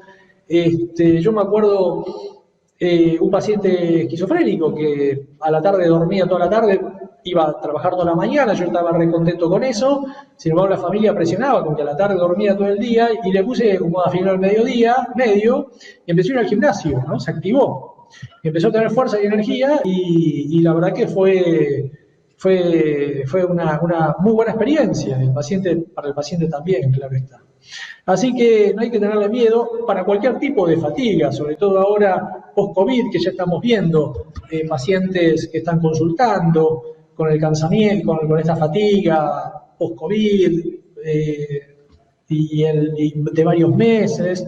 Bueno, a veces esto, por ahora estamos viendo muchos casos de recuperación espontánea posterior de unos meses, pero algunos se están haciendo bastante complicados, se están trayendo problemas incluso en sus trabajos, en sus familias, así que esto es bueno decirlo. El modafinil para cualquier forma de fatiga siempre viene bien. La fatiga del Parkinson, la fatiga de la esclerosis múltiple, la fatiga de muchas patologías asociadas con fatiga, nos pueden resolver un montón. Así que me sonrío porque me acuerdo cuando vi el trabajo con la gente de Belgrano, a quienes aprecio mucho y también son organizadores de este evento, así que con más razón los quería tener presentes aquí. El tratamiento del estrés oxidativo muchas veces requiere de, como le decía, elementos como aminoácidos, vitaminas, minerales, sobre todo elementos antioxidantes para recuperar y empezar a mejorar ese hábitat intramuscular. Porque el músculo tiene, aunque no lo crean, muchas cosas muy parecidas al cerebro. Está bastante taperizado, está bastante cerrado. Por mucho tiempo se decía que no pasaba nada en el músculo porque en sangre de vena periférica no aumentaba el láctico, no aumentaba el pirúvico, no había desechos, no había... Pero cuando se fue a medir todos estos elementos dentro del músculo, se empezaron a ver que realmente el músculo está intoxicado, está lleno de elementos tóxicos. Entonces, no es lo que está pasando dentro del músculo trasladable a la vía sistémica. Así que tenemos que eso muchas veces ocurre en el cerebro, ¿no? No lo que ocurre en la sangre es lo que está ocurriendo dentro del cerebro. Me acuerdo hace muchos años leer que cuando la vitamina B2 está disminuida en sangre, en el cerebro ya hace años que le está faltando, ¿no? Como que hay un desfasaje muy grande. Así que nos avisa tarde la sangre sobre qué está pasando en el cerebro. Así que, así como el cerebro tiene su propio metabolismo de ionidasa para convertir T4 en T3 y tiene su propia individualidad, su propia independencia del resto del sistema, justamente, bueno, el músculo también tiene su propio sistema de barreras y de fronteras que lo hace distinto a lo que está ocurriendo en el resto de la sangre periférica, en el resto del cuerpo. Así que varios de estos elementos son muy necesarios. Generalmente vitamina C y vitamina E, las dos tienen que ir juntas siempre, porque una se ayuda a la otra, una es hidrofóbica, la otra es hidrofílica, así que una va a ir muy bien para limpiar elementos líquidos, por llamarlos de una forma, sangre, y por otro lado la vitamina E, principalmente de depósito lipofílico y de hecho de acumulación en grasas para el sistema nervioso, es brillante y ayuda a mejorar y a limpiar junto con el selenio todos esos elementos tóxicos y esa combustión. Fíjense que está la coenzima Q10, que acá está como vista muy por arriba, la tenemos presente por las cremitas para la cara, para los ojos, lo que fuera. Sin embargo, hay protocolos en Estados Unidos, por ejemplo, de megadosis de coenzima Q10 dentro de las primeras 3 horas después de un infarto cerebral o un infarto cardíaco, porque reduce en esas primeras 3 horas la zona gris, la zona isquémica, bastante. Así que fíjense qué importancia la coenzima Q10 para justamente en su función de mejorar y de aprovechar mejor la toma del oxígeno, del poco oxígeno que hay. De ahí que al músculo que le está llegando poco oxígeno, la fibromialgia, a rescatarlo con coenzima Q10 es que pueda esa mitocondria aprovechar mejor el oxígeno y tener un metabolismo más limpio. De todo esto veníamos hablando hace muchos años y me permito acá otra selfie que la muestro con mucho orgullo porque quien está ahí es Luc Montagnier, premio Nobel de Medicina por ser uno de los descubridores del virus HIV. Que fue un lujo poder compartir una mesa en una cumbre de expertos de fatiga crónica, justamente, donde estábamos hablando del estrés del estrés oxidativo.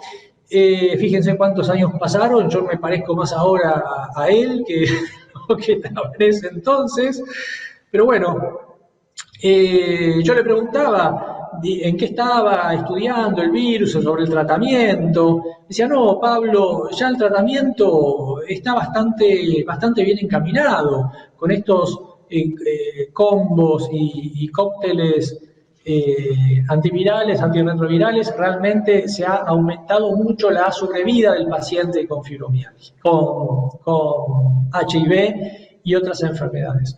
Entonces me dice, lo que me preocupa a mí es cómo llega el paciente a esa sobrevida de 20 años.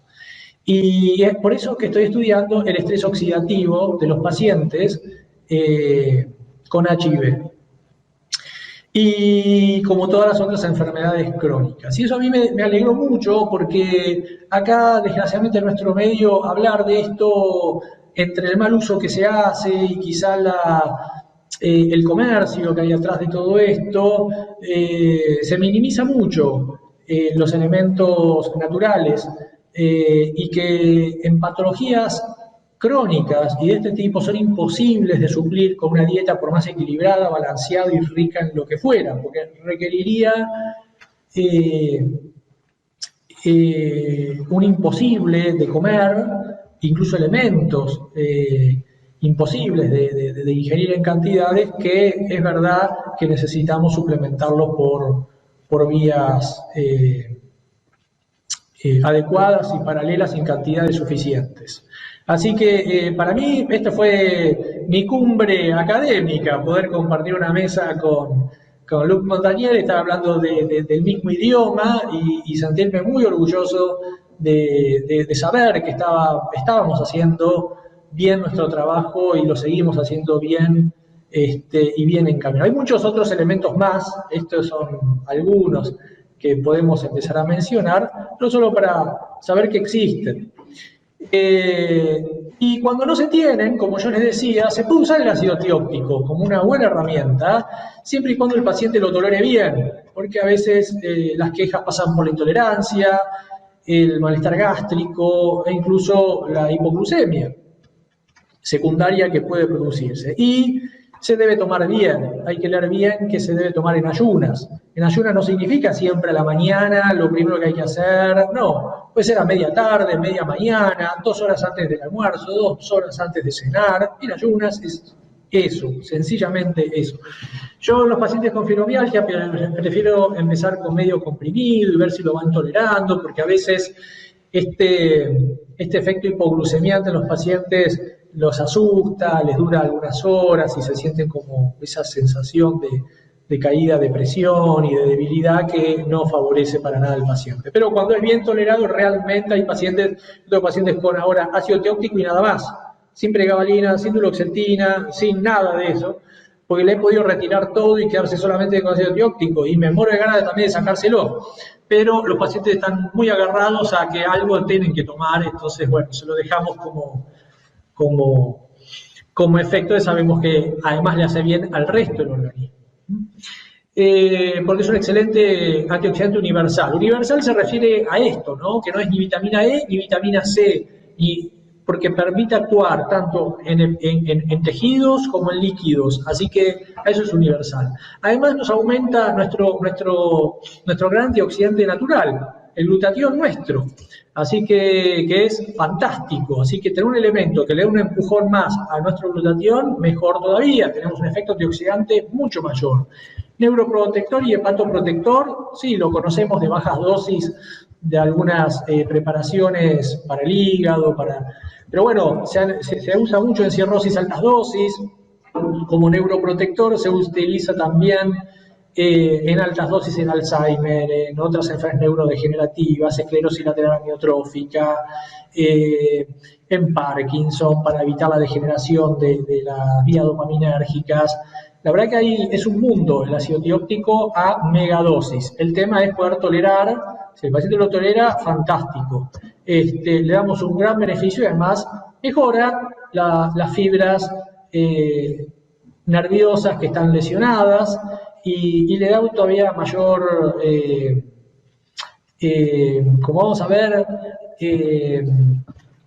también metabolismo del sistema nervioso y una buena ayuda al músculo a poder respirar, si se me permite esa palabra, mejor.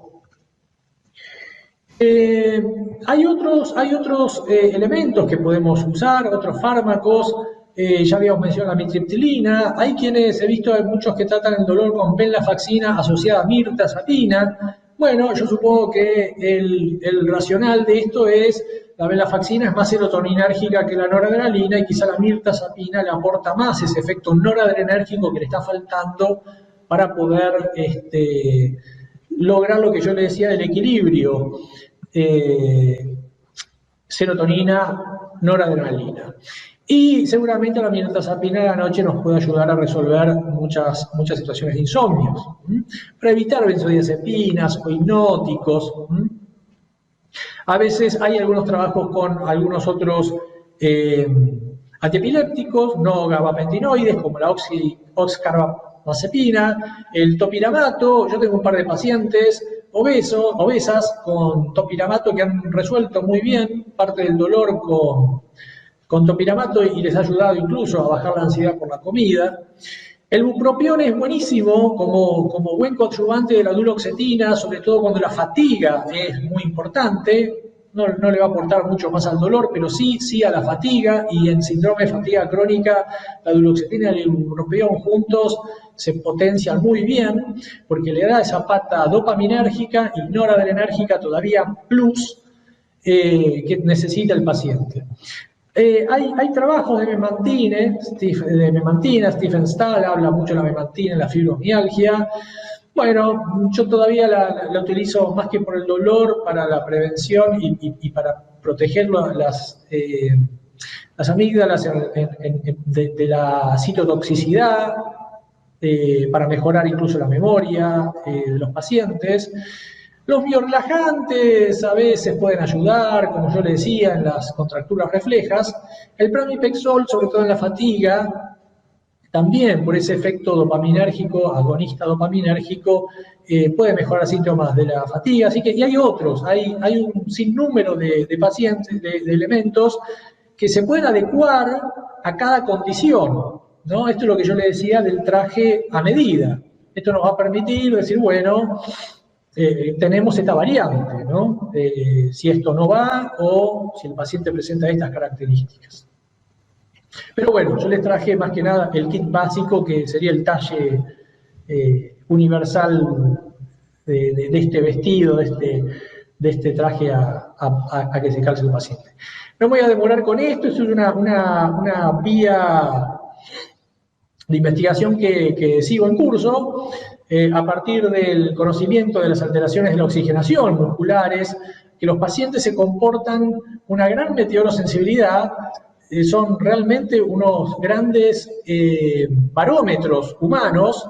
Ellos te predicen una tormenta rápidamente porque empiezan con dolores y síntomas, justamente cuando baja la presión atmosférica del oxígeno, justamente porque los músculos se quejan de que tienen todavía menos presión de oxígeno de la que habitualmente tienen. Los pacientes, por ejemplo, se van a Córdoba, donde hay mayor presión de oxígeno, y ellos tienen menos síntomas, por ejemplo. Así que la geografía y el clima también es muy variable para estos pacientes en sus respuestas. La respuesta a la coenzima Q10 satisfactoria a altas dosis, que mejora la oxigenación del músculo, es muy bueno. que fue, no me acuerdo qué año, que fue el más estadísticamente significativo de que podía mejorar los síntomas de la fibromialgia mientras se hacía, pero si uno estudia el protocolo, en la cámara hiperbárica reciben oxígeno puro dentro de la cámara. Y pensando que es un tratamiento poco práctico para el paciente, porque debería ir todos los días, 45 minutos, de lunes a viernes, a encerrarse en una cámara, si no es claustrofóbico, a subirle la presión. Yo tengo pacientes que le han volado los tímpanos en una descompresión brusca. Bueno, con estos riesgos, se me ocurrió de que el paciente en estos protocolos que recibe oxígeno, el oxígeno evidentemente me estaba dando una pista. Y me acuerdo en 2015, una paciente con fatiga crónica, me la trae la familia diciendo, ¿qué hacemos? Ya no sabemos más qué hacer. Entonces la mando a la guardia con una nota diciendo que tenía encefalomielitis miálgica y estaba en una crisis aguda y que le pasen oxígeno como último recurso. Y si esto no ocurría, obviamente le iban a tener que internar y ver qué hacían. Porque, bueno, va a la guardia, no solo le dieron bolilla, sino que le pusieron el oxígeno y no supe más nada. Y yo en ese entonces le decía a la secretaria, termino de atender a la noche, le digo, Lidia, ¿alguna novedad del paciente? Ah, sí, doctor, llamó, que ya está en su casa, que está muy bien, que muchas gracias. Así que esa fue una muy linda experiencia con el oxígeno en agudo, a pasar. El oxígeno es un fármaco, a pasar de determinada manera, tanto tiempo, con cuántos litros por minuto, etc. Y aunque sea, el paciente pudo salir del agudo y como digo, los fármacos empiezan a volver a actuar. Se pudo sostener bastante bien. Y la médica que la recibió en la guardia se quedó tan impresionada de la respuesta que le hizo una nota. Después la paciente me la mandó como foto y como digamos, testimonio, que si le volvía a pasar, que le administraran el oxígeno, bla, bla, bla, y habilitando esta situación que habíamos generado. Esto me hizo pensar al año siguiente a hacer un protocolo con pocos pacientes. Después publiqué en tratamiento crónico, que ciertos pacientes muy particulares, resistentes al tratamiento, que muy poquitos, gracias a Dios, tenía, y que la obra social se lo cubría, y que, bueno, con ciertos parámetros, firmando consentimiento informado, etcétera, con ciertas dosis fuimos regulando el oxígeno todos los días, y como respuesta crónica. Y la verdad, con los controles, radiografías, hemogramas continuos, para evitar, saben, el oxígeno también es tóxico, es un fármaco, hay que aprender a usarlo. Y bueno, la verdad tuve muy buena experiencia.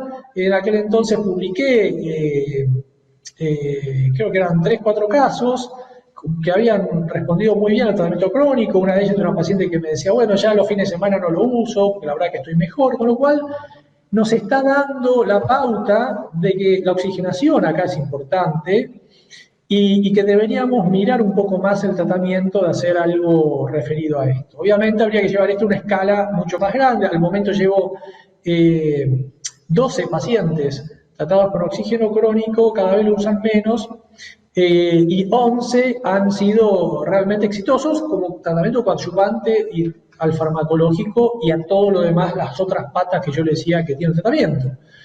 Pero les ha dado una alternativa, salvo un paciente que no ha respondido y sigue sin responder.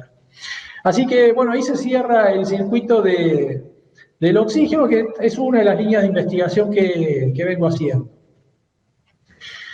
La psicoterapia es importante, es muy importante también, y particularmente a mí me interesa que el paciente esté con un psicólogo o una psicóloga que esté vinculada y relacionada con temas del dolor y que sepa que es la fibromialgia, ¿no? Porque yo ya he escuchado pacientes, ayer, a última hora, una paciente me decía, no, pero mi psicólogo me decía que no tome tal remedio porque era todo psicológico y que entonces los remedios que no la intoxicaban y que no le hacían bien, eso no se puede permitir, eso no se puede permitir, es mala praxis de la psicología. La psicoeducación debe estar, el paciente debe aprender mucho de esto, tiene que saber de su enfermedad porque eso le permite también empezar a tener controles sobre sus síntomas, controles sobre su cuerpo, controles sobre su tratamiento, y el paciente tiene que tener una participación activa en el tratamiento, no tiene que ser pasivo, tiene mucho por hacer. Tiene que aprender a gerenciar su estrés, por lo que hablamos, que es una enfermedad relacionada al estrés, y eso lo puede entender muy bien un psicólogo. Aceptar la enfermedad, que no es resignarse a estar enfermo, es aceptarla, es aceptar lo que le está pasando y actuar en consecuencia. No ir a enojarse con la enfermedad, aceptarla y hacerse cargo del tratamiento para mejorar. Tratar rasgos de personalidad premórbidas, ¿no? O comórbidas. Esto yo le digo, personalidades obsesivas, prácticamente esto de Sarmiento que les hablaba, que deben mejorar y deben pulir un poco, porque si no les cronifica la patología. Antecedentes estresores traumáticos que tienen que resolver. A mí me han dicho, doctor, yo nunca hablé de esto, debería hablar de esto, claro, violaciones, abusos, un montón de cosas que terminan ahí encerradas. Y más recientemente, técnicas de mindfulness orientadas al dolor. Yo trabajo con una psicóloga que trabaja muy bien técnicas de mindfulness y también por su experiencia devenida en más orientación hacia el tratamiento del dolor. Técnicas de MDR también orientadas al dolor. Saben que el MDR empezó hace muchos años muy desprestigiada, sin embargo hoy está en las guías del estrés postraumático en la primera línea junto con los psicofármacos, así que no es para desmerecer, y muchas cosas de la psicoterapia para poder evaluar y poder empezar a poner en palabras muchos síntomas que están teniendo los pacientes. La dieta es muy importante, sería para un tema, digamos, para una charla dedicada a esto. También hay gente muy dedicada al dolor y a la fibromialgia, que cada vez se va formando y capacitando mejor, y esto es muy bueno. Pero básicamente tenemos que pensar en un paciente que tiene muy frecuentemente una hipersensibilidad al gluten, muchas veces sin ser celíaco, pero una hipersensibilidad al gluten muy marcada, hipersensibilidad a los lácteos, e hipersensibilidad también a la histamina y muchas otras hipersensibilidades que todavía desconocemos. Así que la dieta para evitar estos elementos es importante. Tomar alimentos deslactosados, ya hay quesos deslactosados, leche deslactosadas, un montón de cosas. También por el conocimiento de la celiaquía es que hay un montón de alimentos ahora sin TAC, así que buenísimo. Y por eso al paciente se le dice, además de evitar lácteos y harinas como términos generales, y cereales, eliminar el azúcar ultraprocesada, el azúcar blanca, pasarse a azúcar negra y luego eliminarla del todo siempre que se pueda. Todos los ultraprocesados hay que evitarlos porque tienen una disfunción característicamente en relación al colon irritable que suelen tener, que la permeabilidad intestinal, que ahora también se estudia mucho, está alterada, y esto hace, por la flora intestinal alterada, que algunos elementos no se absorban, que los puedo necesitar, y se absorban mucho otros, que pueden ser tóxicos, o a veces un fármaco que yo le estoy dando. De ahí la hipersensibilidad del paciente a algunos psicofármacos, y no a otros. ¿Cómo puede ser tan resistente a este y sin embargo tan sensible a tal otro? Bueno, una razón de varias puede ser este intestino permeable, que en realidad es una mala aduana que tiene el intestino, que la tiene alterada por uso de antibióticos, por las drogas, por las dietas ricas en ultraprocesados, por el estrés, por infecciones anteriores, por el uso de alcohol, malos hábitos. Así que, bueno, la alteración de la flora intestinal está muy estudiada. De hecho, un trabajo muy lindo que ya están hablando como la flora intestinal nuestra pronto va a ser nuestra huella digital, donde los pacientes, o una forma de categorizar enfermedades, ¿no? De hecho, ya se sabe las bacterias que predominan en el intestino de los pacientes fibromiálgicos y empiezan a repetirse como una patente versus la flora intestinal clásica de los pacientes control. Entonces, ir a modificar esta flora intestinal nos puede mejorar la funcionalidad intestinal, mejorar esa permeabilidad intestinal y que los nutrientes se puedan recibir mejor, que los fármacos actúen también mejor y más adecuadamente y resolver síntomas de distensión abdominal, dolor intestinal, etc. Y nada mejor que en tiempos de COVID, y hablando de las bacterias, una frase de Louis Pasteur que me encanta, que es: el papel de lo infinitamente pequeño en la naturaleza es infinitamente grande, ¿no? Para darles un poco de descanso a la charla de hoy. Y ya vamos terminando con la pata 4, que es la actividad física, que es muy importante si la sabemos adecuar al paciente. No se trata de ir a andar a hacer yoga, no se trata de ir a andar a hacer pilates, a andar a nadar, no, porque eso es no entender qué le pasa al músculo del paciente con fibromialgia. Primero hay que adecuar la actividad que vaya a hacer el paciente al paciente, la actividad que vaya a hacer al paciente. Debe ser individualizado, no es lo mismo un paciente que nadador de toda la vida que alguien que no sabe nadar. No le pongo decir andar a nadar o andar a la pileta o andar a hacer aquagym. No. A ver, yo tengo una paciente boxeadora, amateur, y ahora está boxeando de nuevo. Está bien. Aprovechamos esa memoria muscular para trabajar, pero tuvo que dejar de hacerlo y hacerlo de otra forma en realidad. En realidad no es tanto dejar de hacer, sino hacerlo en forma adaptada. De hecho, tengo una paciente que es ciclista y ahora está de nuevo por la ruta con su bicicleta por todos lados. Pero tuvo que saber adaptar por un periodo de tiempo y reacondicionar y mejorar su condición muscular para poder lograr esto. El principio 2 es: toda la actividad debe ser secuenciada. Secuenciada se refiere a que si usted camina, solamente a título de ejemplo, media hora, haga 2 bloques de 15 minutos y pare 2-3 minutos, nada más. ¿Por qué no más? Porque si no se enfría, y se enfría duele más. Yo lo que estoy buscando con esta secuencia de movimientos, estas pausas en las actividades muy cortitas, es que el paciente empiece a tener su taquicardia suficiente y empezar a cubrir con más sangre y activar toda la circulación, que los músculos empiecen a oxigenarse mejor, pero mientras estoy caminando estoy gastando energía y no es mi mejor negocio.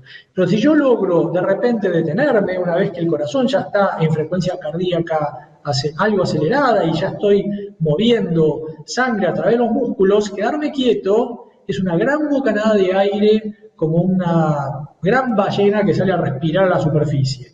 Esos 3 minutos son valiosísimos mientras siga la frecuencia cardíaca acelerada y el músculo siga recibiendo oxígeno, porque ahí va a tener mucho más chances de poder recibir oxígeno y convertirlo en energía. Que si yo estoy caminando todo el tiempo, lo poco que agarro lo estoy gastando en contracción muscular.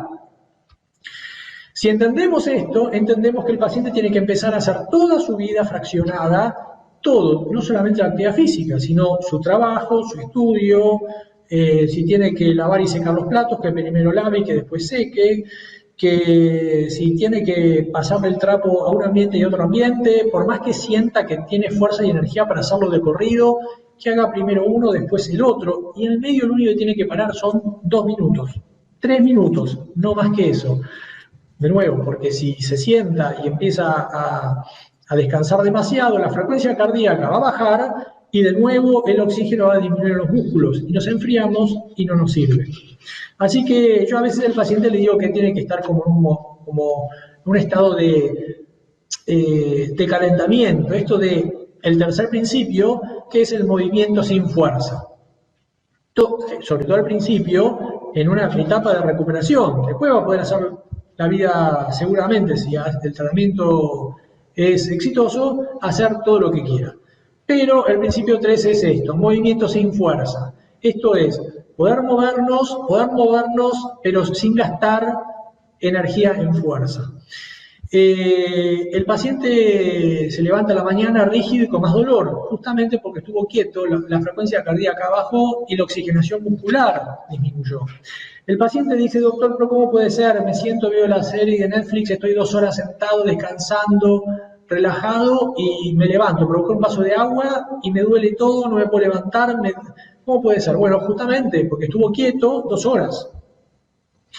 Eso es lo que hay que evitar, que el paciente se quede quieto tanto tiempo. Y esto va a empezar a oxigenar y oxigenar y oxigenar cada vez más y con el tiempo va a ir recuperando esa conexión al cable central para dejar de usar el generador eléctrico, como les decía. Así que lo de la actividad física es muy difícil para el paciente, porque son pacientes inquietos que quieren volver a hacer todo, apenas les saca un poco el dolor o el cansancio, ya quieren hacer de todo como antes, y ahí se frustran y piensan que el tratamiento no sirve. Entonces lo que tienen que hacer es calmarse, tener a alguien que lo guíe. En la psicoterapia esto es importante, que le vaya mencionando, y cómo hiciste, y qué hiciste, por qué pasó esto.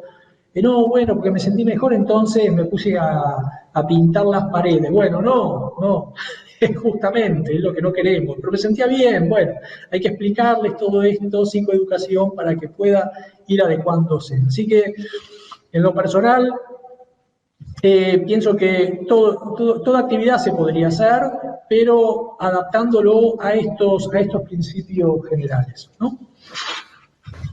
Fíjense que hay un trabajo, el único trabajo científico de actividad física que habla a favor del tratamiento de la fibromialgia es con el Qigong, que es algo muy parecido al Tai Chi.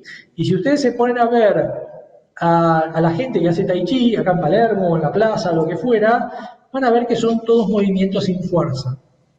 Son todos movimientos sin fuerza. ¿Y qué están haciendo? Oxigenando, oxigenando, oxigenando. Y yo pienso que es por eso que eso sirve, sería la justificación, el racional de por qué sirve. Y los pacientes mejoran su fatiga y sus síndromes dolorosos con Tai Chi. No hay que necesariamente irse a pagar una clase a Palermo. Mis pacientes de YouTube con el celular buscan 2 o 3, encuentran uno que le gusta y van siguiendo las técnicas y van aprendiendo, y uno se va adaptando a las posibilidades que tiene, y me han dicho que han mejorado su cansancio, su fatiga a lo largo del poco tiempo, y que sienten que les hace muy bien el Qigong o el Tai Chi. Así que no es tan raro ni inaccesible como uno pensaría. También la autonía, yo tengo mucha experiencia con pacientes que han hecho autonía, creo que no hay ninguno que me ha dicho que la haya hecho mal. Y yo me baso mucho en lo que me dicen los pacientes, qué les hace bien y qué no. Y la verdad que los pacientes, yo les estoy eternamente agradecido, porque todo lo que sé prácticamente se lo debo a ellos, por escucharlos y todo lo que me van contando, y horas de escuchar. Y el último punto, el quinto, y casi terminamos, es lo que llamo otros, pero en realidad es cualquier otra cosa que el paciente le pueda servir. Y generalmente acá incluyo algo muy importante, que es lo que ellos tengan ganas de hacer y como una actividad recreativa, jovista, donde deje de haber una presión, donde no deba ser que algo le tenga que salir bien, ni que tenga que estudiarlo para que sea de determinada manera. Y yo a veces me permito llamarlo el arenero, ¿no? Como tendríamos que volver al arenero, tener ese momento que podemos ir al arenero a ensuciarnos, a armar, a desarmar, a usar moldes, a hacer cosas nuevas, a hacer lo que tenemos ganas, revolcarnos si tenemos ganas, y donde todo está permitido de alguna manera, ¿no? Porque ya vivimos en una civilización de bastante presión, donde se nos impone mucho el deber ser, lo que tenemos que hacer y cómo tenemos que ser, y que tenemos que ayudar a los demás siempre, ¿no? El deseo del otro está primero que el nuestro. Y siempre vemos nuestros placeres con culpa. Esto viene mucho de nuestra tradición judío-cristiana de la culpa, ¿no? Tenemos que, primero lo que debemos hacer y último, nos postergamos con nuestros placeres. Y bueno, yo creo que los pacientes con estas personalidades tan perfeccionistas, hiperexigentes, obsesivas, que no se permiten errores y chequean y rechequean y no se permiten ni siquiera angustiarse y están siempre dispuestos a ayudar a todos, pero no saben cuidarse ellos, a gerenciar su estrés, a poner límites, no saben poner límites, no saben delegar, de repente necesitan un espacio para poder conectarse con cosas que les gusta, que les da placer. Característicamente estos pacientes tienen muy buena, por lo general, muy buena creatividad y hacen muy buenas manualidades, mientras la enfermedad se los permita. Yo en una época pensaba de armar un galpón y llamarlos a todos y decirles pongan todas las cosas que hacen, porque hacen cosas hermosas y muy bien hechas, con una exigencia también, que les hace hacer cosas realmente muy buenas. No van a hacer una pegatina de papelitos en una cartulina, van a hacer cajas de vitró, velas especiales, unos tejidos especiales. Yo antes de tener el consultorio, cuando hacía presencial, tapizado de cosas, de regalos y regalitos, la verdad que unas cosas fantásticas. Así que, pero bueno, un poco reflexionando en darle al paciente, recordarle, porque eso le va a hacer liberar endorfinas, liberarlo, dejar de prestar atención en el dolor, un momento en que el dolor deja de interrumpir en la conciencia de uno, y le va a dar un buen un buen equilibrio entre el debe y haber de lo que uno está haciendo y lo que está debiendo. Y estas son las 5 patas, claro. Y hay una 6ª pata invisible, como ella, que es la fe. Hay que indagar sobre las creencias ideológicas del paciente, y si el paciente tiene fe, créanme que es una pata muy importante del tratamiento, y hay que ayudar al paciente a que sí, a apoyarse en esa fe y que siga con esa creencia, y si es a pedirle a Dios, si es pedirle a un santo, pedirle a un santo, porque las personas que tienen fe pueden volcar también fe en su tratamiento, son agradecidas, y tienen ese efecto real o placebo. Se lo dejo al criterio de cada uno y al sistema de creencias de cada uno, pero yo no dejo de mencionarlo, porque la verdad, la fe mueve montañas para el que tiene fe y sabe usarla. Así que la fe siempre es bienvenida en el mundo del consultorio nuestro, de cualquier especialidad, y en estos pacientes donde justamente el tratamiento el diagnóstico es complejo y el tratamiento es tan complejo, cualquier cosa que pueda aportar debe ser bienvenida y no debe ser ni juzgada ni criticada por nosotros. Así que bueno, cualquier información que quieran complementar, más allá de las preguntas que seguramente ahora van a surgir y me van a hacer, y vamos a tratar de que haya tiempo para contestar, me pueden escribir, ahí está mi dirección de mail, con mucho gusto yo los escucho y los leo y les contesto, y mismo pueden acceder a mi perfil de Instagram, donde solamente es información sobre fibromialgia, que es el @dr_pablo_beretta, donde hay un montón de información que yo la utilizo mucho para los pacientes. Yo les pido a los pacientes que vean información, porque muchas de estas cosas están explicadas. Intento yo con un idioma un poco más sencillo y limitado que tiene también la plataforma, para justamente la psicoeducación y aportar información fiable, información científica, información real, y que sirve de lo que podemos hacer en pos también de difundir y que deje de ser invisible esta enfermedad, paradójicamente invisible, aunque también huérfana. Así que los dejo Y muchas gracias por haber aguantado este tiempo, que se extendió un poquito, pero bueno, espero que haya sido provechoso para todos ustedes y agradecido por la invitación.